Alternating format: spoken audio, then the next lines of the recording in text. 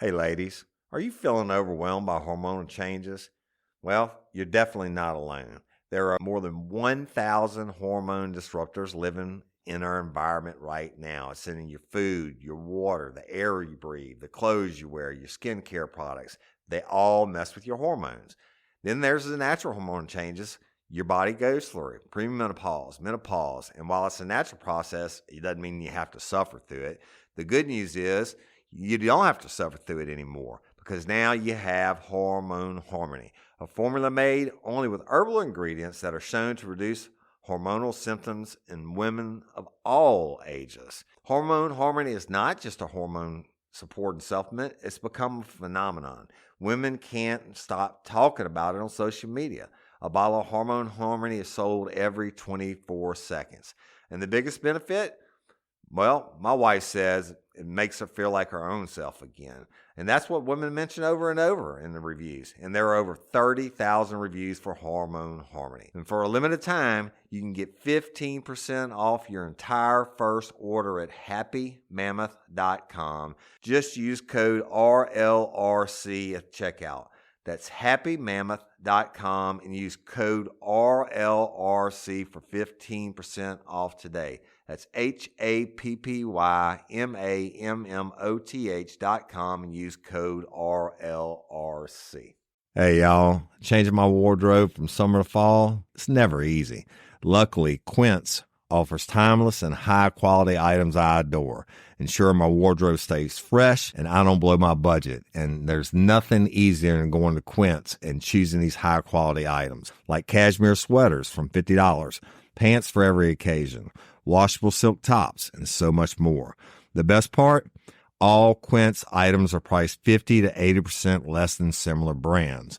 By partnering directly with top factories, Quince cuts out the cost of the middleman and passes the savings on to us. And Quince only works with factories that use safe, ethical, and responsible manufacturing practices and premium fabrics and finishes, and I love that. I got the stainless steel Link Apple Watch band for $59.90. It's heavy duty, it's awesome, and it's like $100 less than I could find anywhere else. And I also got a 100% organic cotton fisherman quarter zip up sweater. The color is alabaster. Man, I can't wait to wear that this fall. And Cindy got the Mongolian cashmere boat neck sweater in heather gray. And I'm telling you, these are classic pieces at a fraction of the price. Make switching seasons a breeze with Quince's high-quality closet essentials. Go to quince.com/RLRC for free shipping on your order and 365-day returns. That's QUINCE.com/RLRC to get free shipping and 365-day returns. Quince.com/RLRC. You'll thank me later.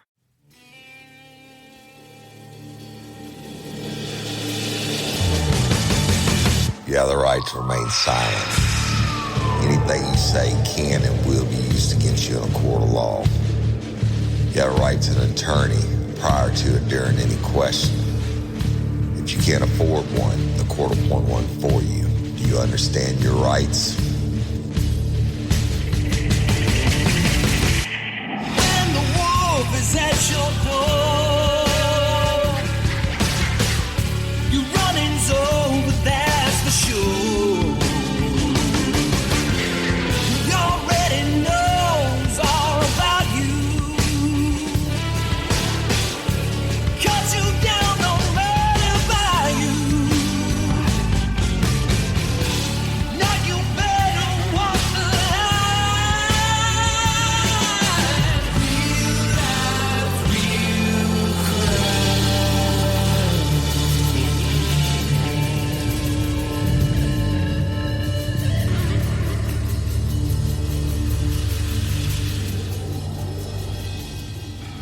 Warning, this episode of Real Life, Real Crime, the podcast, may contain descriptions of acts of violence or that of a sexual nature and should be for people that are 18 years or older.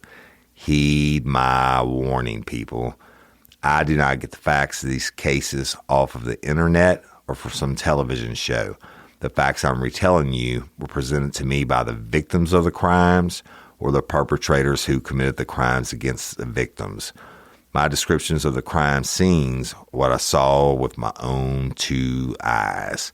If you're going to get offended, please turn this podcast off now. Thank you. Hello, everybody, and welcome to this episode of Real Life, Real Crime, the podcast. As always, I'm your host, Woody Overton, and coming to you from Wisconsin today, or for the beginning of season 15. I'm up here for the LOPA, Louisiana Organ Procurement Agency winners that are coming in part of the package for Macklemore Whitetail Adventures to donate the hunts is me to come up and guide and cook for them. So I'll be back in the regular studio after this week. And so if there are any sound issues, y'all, and it shouldn't be because we've been working on this some bitch forever, I apologize ahead of time. Patreon convicts, Apple subscribers, I love and appreciate each and every one of y'all. Y'all, today I'm going to do an Ask Me Anything episode. I don't know how it's going to work on playing your questions that you called in. Everybody that called and texted and sent messages, I really do appreciate it. So we are going to roll with this and pray to God that this thing works. So let's go to, and y'all, I'm going to play it, their message, and then I'll answer it. If it doesn't come out sounding right, then I'll just read the message, okay? So let's go to a caller from Lexington, Illinois. I was wondering if you were ever approached about working or had any involvement in the Eugene Boisfontaine murder case in Baton Rouge. Thanks. All right, Rick. Well, Rick's number says Madison, Wisconsin, which is like right where I'm at. But he said he's from Lexington, Illinois. Rick, appreciate you, first of all, taking the time to call it in. Eugene Boisfontaine, very interesting case, right? And Detective Rody Sanchez was head on that case, or one of the lead detectives. He's an old school dude. He's a great guy. I met him, got to hang out with him. But as far as working Eugene's case personally and direct, no, I did not. It was not my jurisdiction. And they weren't working on it when I was with the state police. But the, crazy case, right? I think everybody got to see it. Was it Killing Fields or something like that? And I don't know the latest on it. I know that the ex-husband lawyered up, or I think it was her ex-husband lawyered up and all that. So it doesn't look real well for him, but I don't know the inside details, but I know murder never goes away. So I hope they get that fucker. Right. And thank you so much for your call. I have a question for Woody. If he feels like they have a tremendous increase in crime, different than back in the years, like tremendous increase in crime now, or we're just more aware because of social media. So that would be my question. Does he feel like the crime has increased that much, or it's just being brought to our attention more? Thank you. Okay, and I don't know who that was, y'all. That was a Baton Rouge number. That's a great question. In years ago, that I was thinking that, and I used to say it all the time, and I said there's no more murder today than there was, 20 years ago. The only difference is social media, right? I mean, puts it out there all the time. It's on demand. Everybody has a camera. Everybody has a microphone. Everybody has some form of social media, TikTok, Facebook, whatever, X, whatever, and they're sharing it. And, true crime genre is number one in the world for a reason, because people, like nothing sells like sex and blood and murder. But, I do believe now that, I have to change part of my view on that. I believe that we are having more types of crimes, like the mass shootings.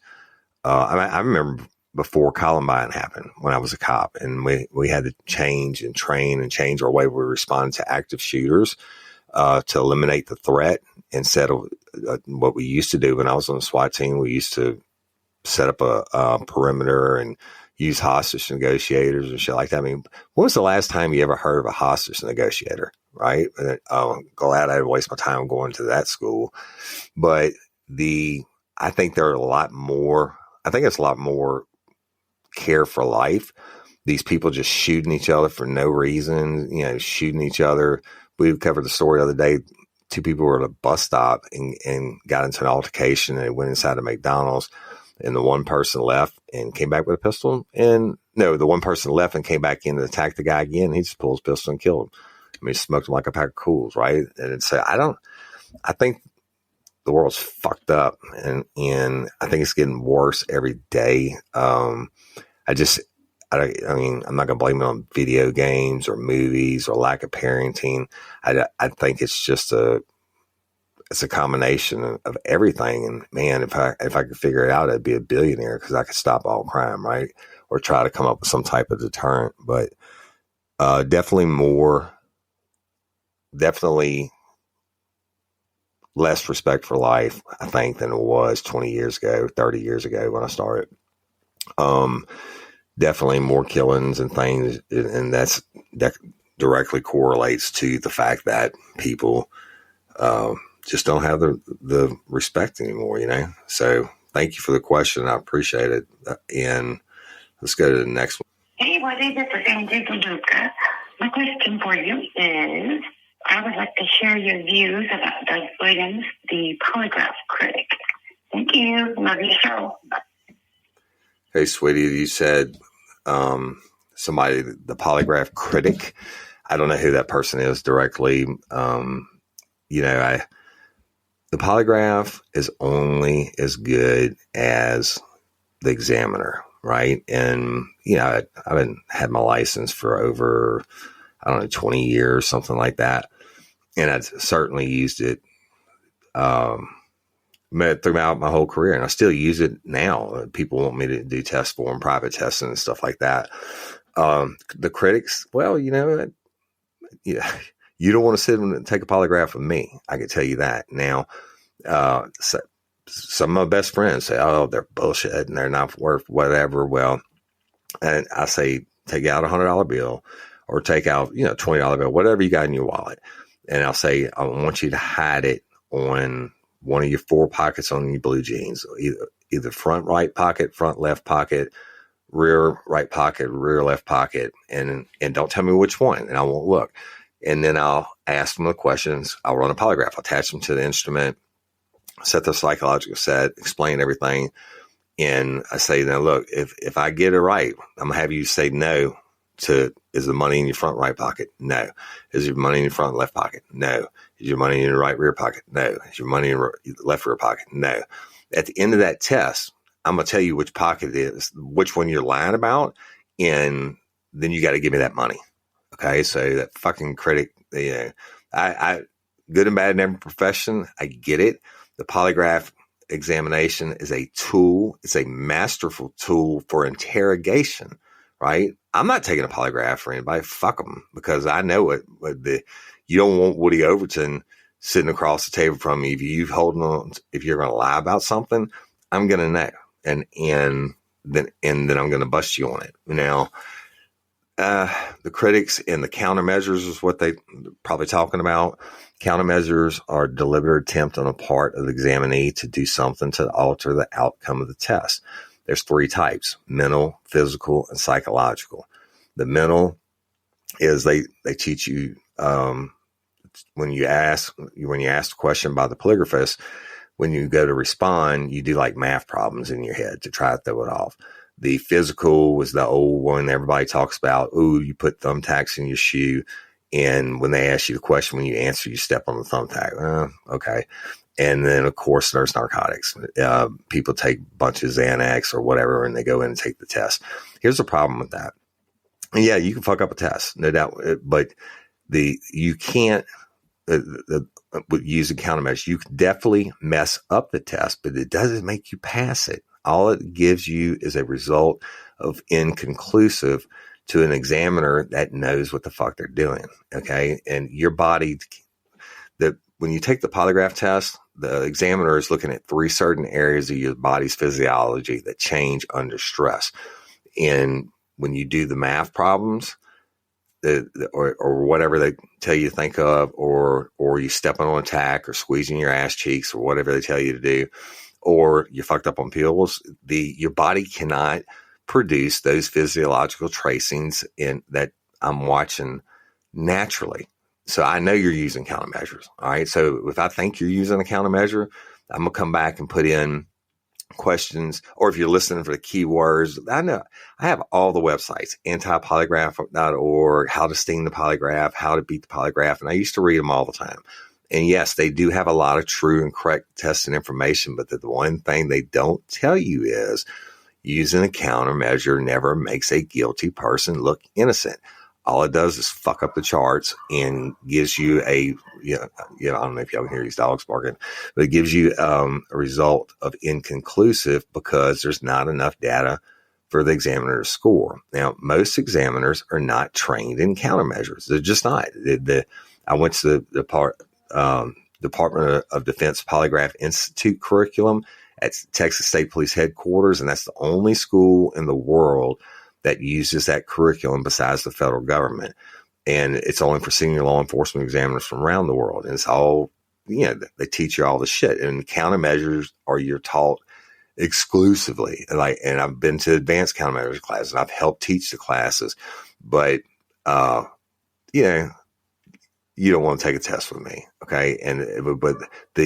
If I know that you're guilty, and or you're showing deception indicated, then it's my job to get a confession out of you, whatever it may be. It could be a pre-employment test all the way to a homicide test. But the countermeasures are bullshit. And now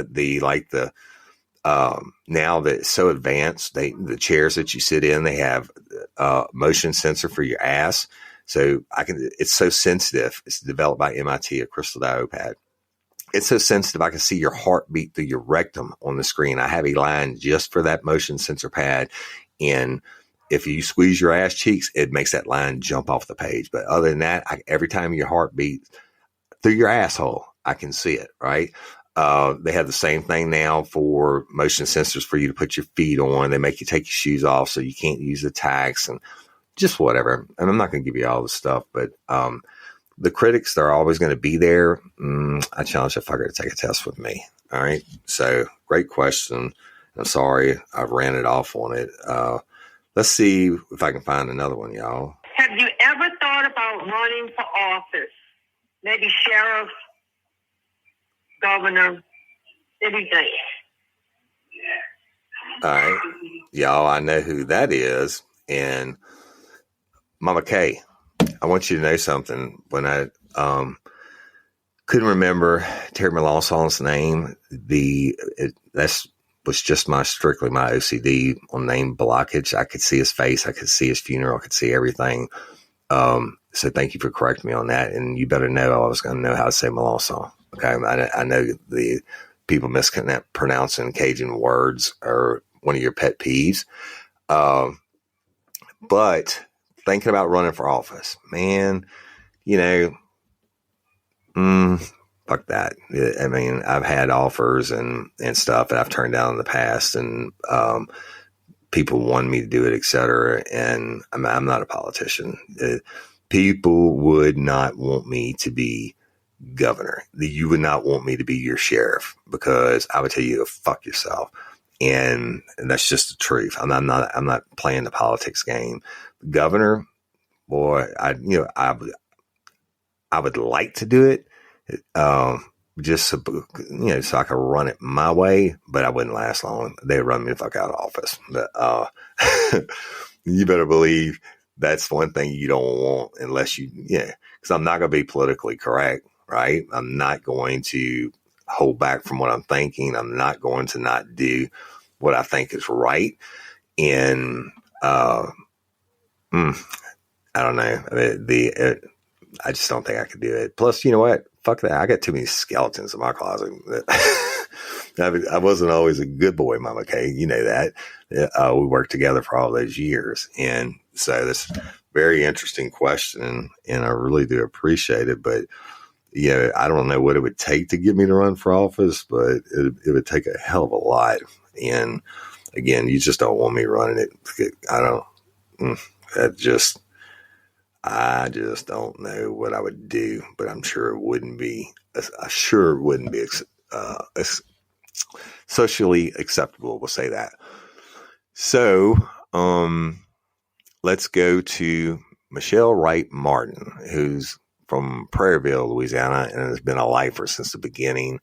Love you to death, Michelle. She says, when are you going to do another murder mystery, something like Bloody Bill? Well, great question. And this is the start of season 15, and I probably got that number right. It might be wrong. Numbers for me are like names. I always F them up.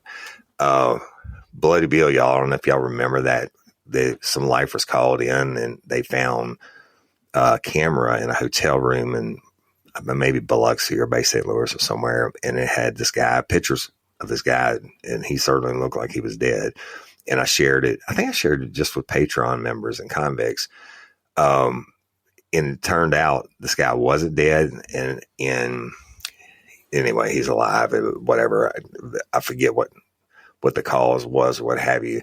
But murder mysteries, Michelle, I get requests every day to do them every day. And so what I'm doing is, cause it's too much for me to read. Oh, let me tell you this, y'all, if you have information on a case, it's a family loved one or whatever, you got to send it to woody@realliferealcrime.com and send me everything that you have on the case, right? I get these questions can you work my family member's case? And it might be on one of my 7 Facebook pages in Messenger, which I might not check for 2 weeks because I have the app. You know, of course, we have TikTok and Instagram, and we have the crew page, which has over 42,000 members in it by itself. I have my regular Real Life Real Crime page on Facebook. I have my Woody Overton public person page. I got my regular Facebook page. So I get these messages from all over, and then they'll just send me a one-liner. Yeah, can you work my Uncle Bobby's case? Or right? I'm like, who the fuck's Uncle Bobby? And then I have to take my time and type them back and say, and I've said it on podcasts plenty of times, but I'm going to say it again. Please email me all of the information, news articles, case files, whatever you have, to woody@realliferealcrime.com. And I promise you, I will read it. I can't promise you I'm going to work it. But there's a lot of people that I help out, and I just give them information. Say, hey, you know what? You need to do this. Or if it was me, I would do that. But I'm sure I'm going to take on another murder mystery case, as you call it, like Justice for Courtney Coco and Justice for Mary. And, of course, Miss Barbara Blount's case, y'all, is always out there. Where that was the one that we haven't solved, right? I'm sure I'm going to be moved to or led to do another one at some point in time, Michelle. I can't tell you when though, but if y'all have information, send me everything to woody@realliferealcrime.com, and I will look at it. And I've now got someone else to help me read these things because I get so many of them.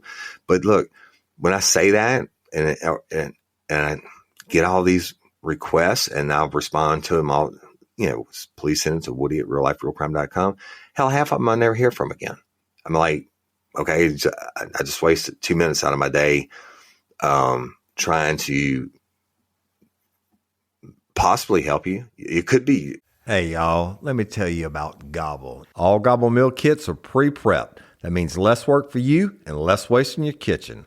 Their meal kits include everything you need so you can save time at the store or just skip that trip entirely. I got the box in and I had 3 different meals. I had a Kung Pao chicken, crispy fish tacos, and a beef bourguignon, however you say it. But let me tell you about the classic beef bourguignon. Look, it came with beef pot roast and a beef broth concentrate, red wine demi-glace, cremini mushrooms, cipollone onions, mashed potatoes, baby carrots, and rosemary thyme butter. It was so easy to make. Literally like 15 minutes it took Cindy. And let me tell you something, all the dishes were fire, but this thing was like a taste explosion in my mouth. It's just unbelievable. real. We've got to spend more time together and more time doing the things we love because everything came in this one single box right to my door. So see what a difference God will make for your household.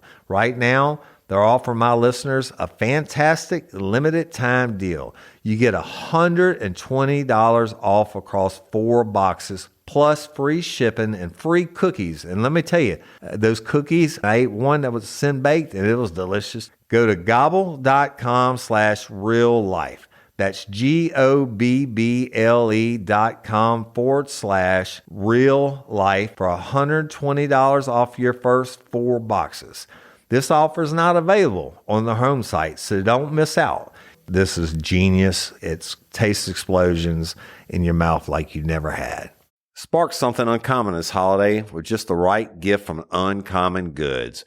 The busy holiday season is here, and Uncommon Goods makes it less stressful with incredible hand-picked gifts for everyone on your list, all in one spot. Gifts that spark joy, wonder, delight, and that's exactly what I wanted feeling. Hey, y'all, I ordered a super cool piece. It's a candle with a sculpture of LSU's Tiger Stadium on top of it. And each officially licensed laser cut wooden replica features up to 4 layers of detail, creating a bird's eye view of a specific football field, seating section, and more. And every label includes your stadium's name, the team's logo, and school location. And it has a coconut, soy, vegan wax infused with sandalwood smell that creates tailgates and touchdown scent profile, reminiscent of game day. It's invigorating like fresh cut grass and nostalgic like smoke from a pre-game grill, and calming like the crisp autumn air of a new semester on campus. Y'all, I love it. I have it at the base of my TV, and I'm ready to watch the Tigers play on Saturday night, right? Uncommon Goods. Look, when you shop at Uncommon Goods, you're supporting artists and small independent businesses. And many of their handcrafted products are made in small batches. So shop now before they sell out this holiday season. Uncommon Goods looks for products that are high quality, unique, and often handmade or made in the U.S. They have the most meaningful, out of the ordinary gifts anywhere. They even have gifts you can personalize. From holiday hosts and hostess gifts to the coolest finds for kids, to hits for everyone from the book lovers to diehard sports fans. Uncommon Goods has something for everyone, not the same old selections you can just find anywhere. And with every purchase you make at Uncommon Goods, they give $1 to a nonprofit partner of your choice. They've donated more than $3 million to date. So to get 15% off your next gift, go to uncommongoods.com/RLRC. That's uncommongoods.com/RLRC for 15% off. Don't miss out on this limited time offer. Uncommon Goods, we're all out of the ordinary. Your case could be the next one I'm working. Actually, I'm doing one soon. I'm doing one, I think in November on Bucky Tarver, a young man, it's been missing for a while, but anyway, if you have something and you want me to look at it, please send me all the stuff to this one spot. All right. Because I have too much social media. I mean, I guess there's never such a thing as too much, but I spend 8 to 12 hours a day on social media. First thing when I wake up in the morning, a couple of hours, middle of the day, when I have time, leaving the studio or whatever, a couple hours. In the evening time, a couple hours, and then a couple hours here. And it seems like it's at least 8 to 12. Some days, I don't answer anything, right? But that's not good for business. And it's not good. One of the things I've always prided myself on is trying to answer everybody, or respond or like or comment on their comments, because you're lifers, right? You're taking the time, and to listen to me, but I love that. And I love all of y'all. When I say that, it's not fluff. I wouldn't be doing this shit if it wasn't for you. So anyway, Michelle, I hope I answered your question. I know I'm bouncing around a lot. All right. So now we got Chris Wheeler St. Cyr. And how do I know how to say that name? Because I had a fraternity brother, Mama K. I got it right. But I didn't know. Well, maybe I didn't, because it says from South Sudden, New Hampshire. I thought you were local. But anyway, you're on there all the time, a top fan and top commenter and all that. But the they ask, can you post any pictures of you back in your badass days? Chris, the thing is, we didn't have cameras. Yeah, we didn't have fucking cell phones with cameras and all this shit, man. We were still using Polaroid cameras on homicide scenes sometimes. I think I have one that was from the news media of me and my SWAT team outfit arresting someone. Matter of fact, I know I have that. That's been posted somewhere. I think there's another one when I was a detective and I was bringing in David Constance. God, that was so long ago, like 2003 or something. But it was from somebody sent it to me. It was from the front page of the newspaper, which nobody has anymore, right? But we didn't have it. I didn't have. It's probably a good thing, but I didn't have the ability to take photographs of myself, and especially from the badass old days. I wish I did. And I don't know that somewhere I have a briefcase with a bunch of Polaroid photos from my Army days, and I just got to find the fucker. But if I ever find Chris, I promise you I'll post them. How about that? So, or if, hey, any of y'all happen to have some, post them and we'll share them. All right. So Mary Marcantel Ballard, Mary, I think you're from around Denham. I'm not sure, but I love you. Thanks for taking in the time to send in this question. Says, was there a story or event that led you to becoming a cop? It was just a offering drama. I don't know what the second part Mary meant, but there's not a certain story. I always wanted to be a cop. And originally I wanted to be a cop in the Army. And they told me I was too smart. When I took the test, they said, oh, no, you can't be a cop. You can't be military police. You need to be a nuclear, biological, chemical warfare specialist because you're so smart. Well, they fucked me. I could have been a cop, but it works out. I always wanted to be a cop, and probably a federal agent at some point, and then I got off of that. But that's all I ever wanted to do, because I love to hunt, right, and I love to fish, and in hunting bad guys is like the hunting of men, right? And there is no greater level of, I hate to say excitement, but it is excitement, or challenging, to go after evil, man. And I guess, you know what? The criminal mind has always fascinated me. I just can't say it's one story. Like Bloody Angola, the podcast. I grew up listening to my parents talk about these bad guys from way back then. So maybe their stories help fascinate me with criminal mind, and shit. Half the time I was a criminal. And I think that's what helped me become such a good cop. So I can't pinpoint one though, Mary, but I sure do appreciate your question. So let's go to Jennifer Summers. This is a good one, Jennifer. Jennifer Summers says, do private investigators get in the way of law enforcement? Really, really good question. I haven't had that one before. Now, I got my PI license in between corrections and being regular law enforcement, or actually during the same time of corrections and regular law enforcement, my first job in uniform patrol. I don't know. If I was a detective and someone came in, they were a PI and they had information or whatever, I would listen to them.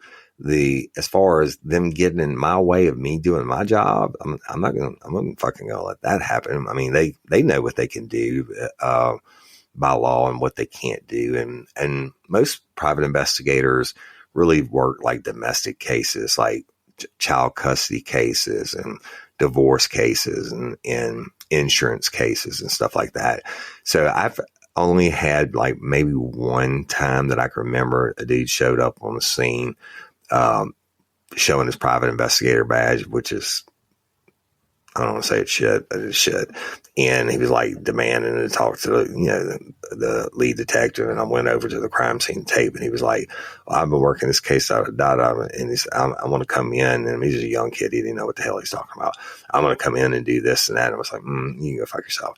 But I said, you can come into my office and talk to me, and I'd be glad to get any information. But you that little PI license you got didn't give you shit to interfere with my investigation. So I guess to answer your question, certainly I'm sure there's some people that try, but any good cop's not going to let that happen, right? Or any good private investigator is not going to want to do that. Now, I do criminal defense consulting now, and technically that could be private investigations, but I don't ever label myself like that.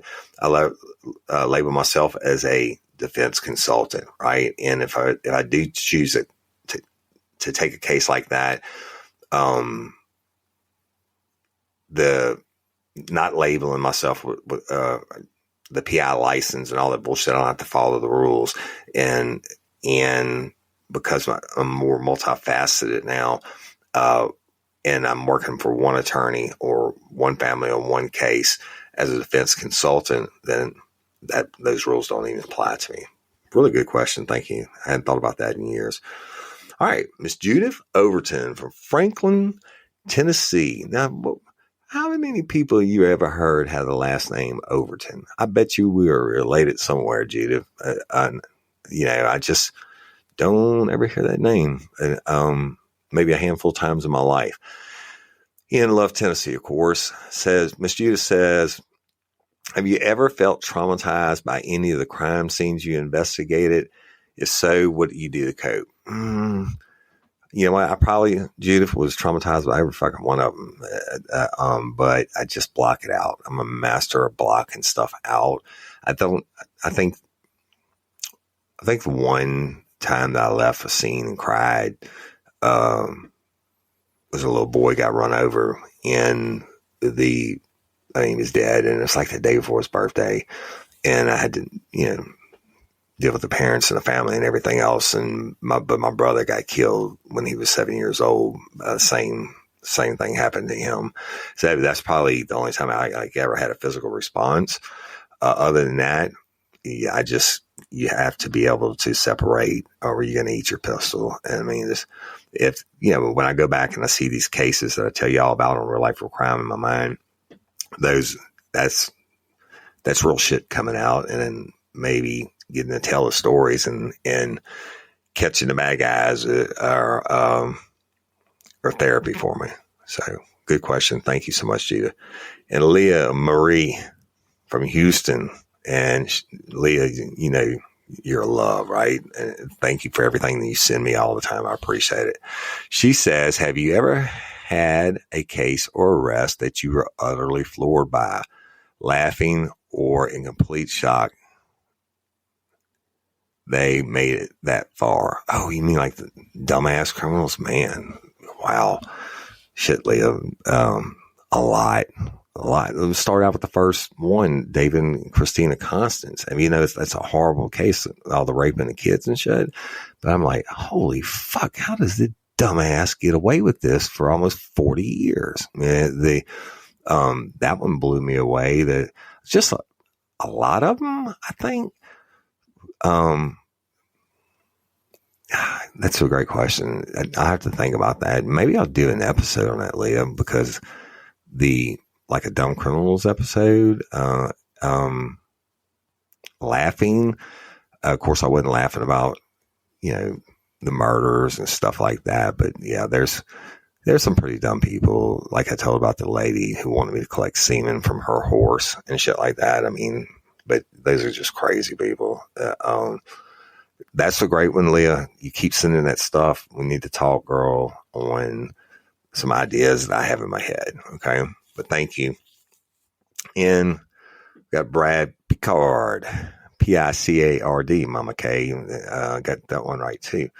Lake Charles, Louisiana says, do you think there is any remains of Barbara Blount? I absolutely believe there are.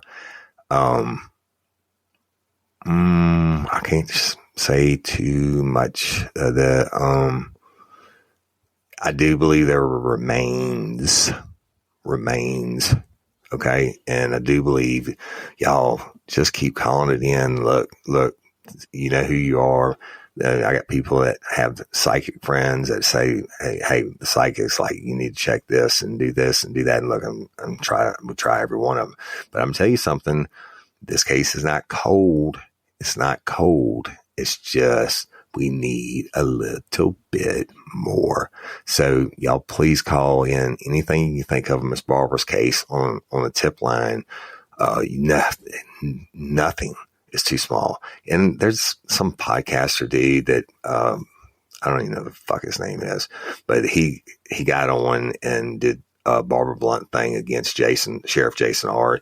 And he called me out in it and said that I went with Sheriff R to this couple who were originally from Holden, and they moved to Alabama, who saw that, they believe they saw Miss Barbara on the side of the road with a white male right before, her vehicle was found.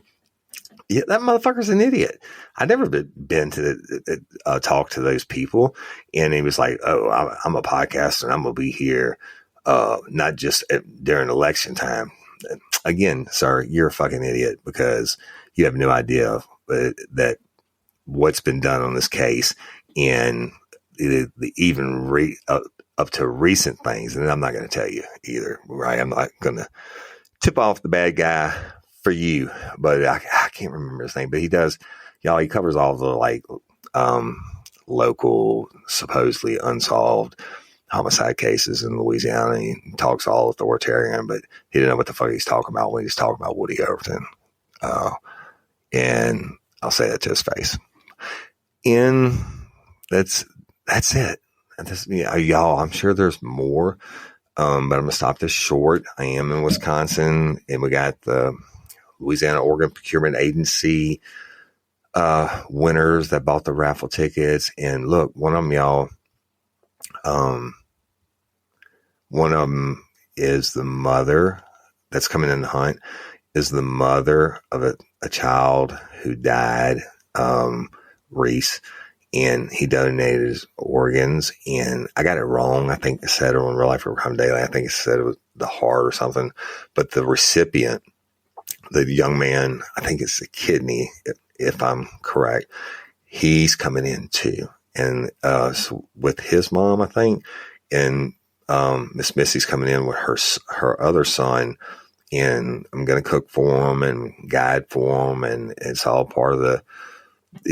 What we do to raise money for LOPA. So that's why I'm in Wisconsin, and hopefully this recording system works, people. And hopefully I don't sound like I'm in a tin can and all that shit. And Jim Chapman can do what he does and make it dance.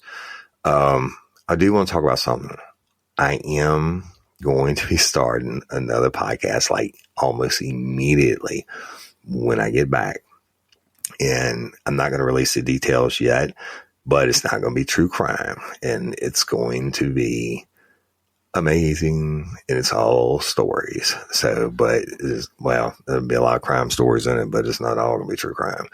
And it's just a lot of stories that someone who isn't me has in their head, and these stories need to be told and narrated. Anyway, we'll talk more about it later. So, again, Patreon convicts and Apple subscribers, I just put up a new episode, I think it was last week, called Sheriff's Office, and where it's 3 stories in one, old school cop stories, which everybody wants. And so I hope y'all enjoyed that. I'm going to be putting up a bonus Halloween episode for y'all on a story that has been out forever. People have been asking me, and it's going to be the right time to do it. So with that being said, thank you for your support. I really do appreciate y'all. Love. If you can't be a patron member or convict or Apple subscriber, I still love you. And thank you for liking and listening and sharing. And it just means the world to me, people. And look, we got big things going on. I'm not going to lie to you. We got serious blessings. Television thing in the work, like not me being a guest, but me having my own show. But I'm never going to give up on Real Life Real Crime. And I haven't even touched state police years. I mean, people are like, oh, we ran out of stories. I'm like, no, I haven't. And I just need to do my shit, like the death penalty phase 1 through 10 or whatever. That's something I believe in using this platform for. And I'm going to do a final one. It's not going to be called death penalty phase.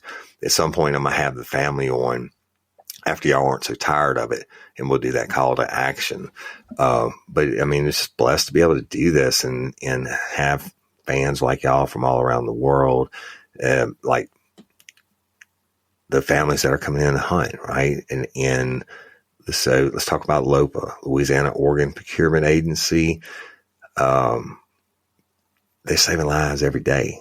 And I'm going to get to guide and cook for not only a mama who lost her baby, but not her baby. I think Reese was 16. Like he had just signed his driver's license or something to become an organ donor. And I think he got killed within days or within weeks or something. But the young man that is alive today because of LOPA, because Reese became a hero. And man, that's why I back him. I'm always going to back him. So if y'all be a hero, go sign up for organ donation. Shit, it's such a small chance they're ever going to use anything on you. Everything just has to be a right situation. And it's lopa.org. And you don't have to be from Louisiana.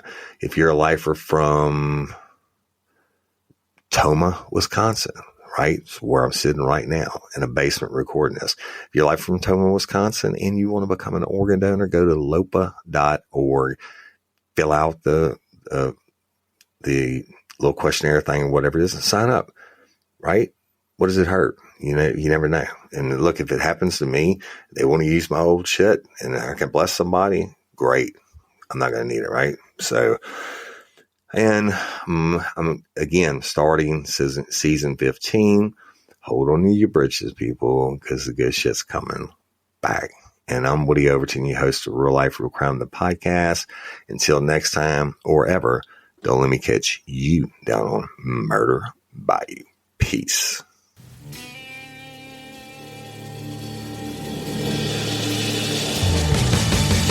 You have the right to remain silent. Anything you say can and will be used against you in a court of law. You have a right to an attorney prior to and during any question. If you can't afford one, the court will appoint one for you. Do you understand your rights? When the wolf is at your door,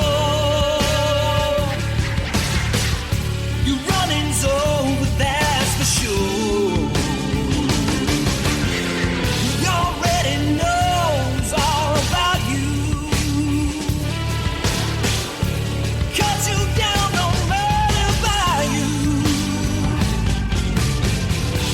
Now you better walk the line. Real life, real